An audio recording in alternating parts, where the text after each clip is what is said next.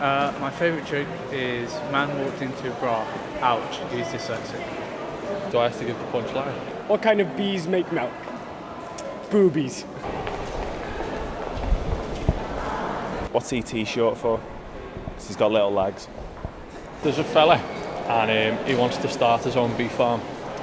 So what he does is he goes to a farmer who has loads of bees and he says, I want to start my own farm. Can I buy some bees off you?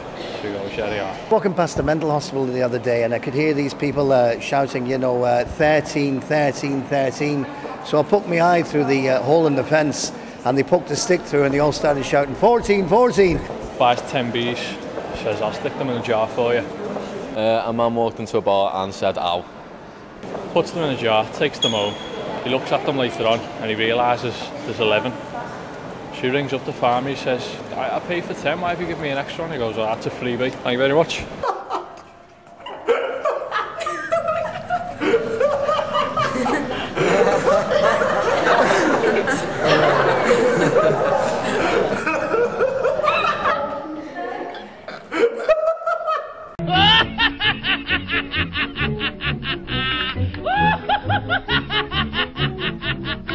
Laughter has always been a major part of people's lives. From the classic silent films of Buster Keaton to modern-day stand-up comedians, everybody loves a good laugh. Whether it's to relax them after a busy day or simply to cheer them up. With England being a nation in need of a chuckle, comedy is a thriving industry.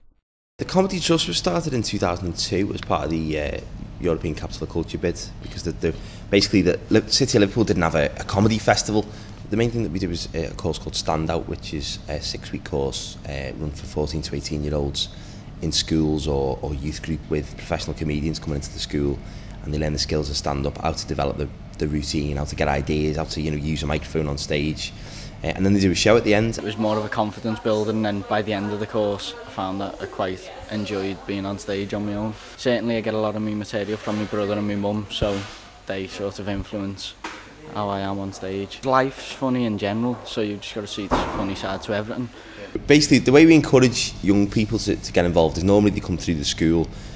We have a range of sort of drama students who want to do stand-up because it's something that the school doesn't offer, or we have young people who may be disengaged with the curriculum, or they're not channeling the aggression or the creativity through the right way. So we give them comedy as a vehicle to sort of get out all that idea, because comedy is a great way of just saying what you don't like, what you hate, or something that you love, and getting it out in a different way, in a more interesting way. If someone's either funny or they're not, you can't make someone funny. Funny is something that you've got. What we do is we try and give people the tools to be able to find that funny within them. And one of the main sort of reasons that we do the course is to build confidence and self-esteem. So making them into the next kind of Michael McIntyre isn't necessarily, not that the world needs that, to be honest, but isn't necessarily what we're trying to do. We're just trying to give them that opportunity to talk in front of an audience.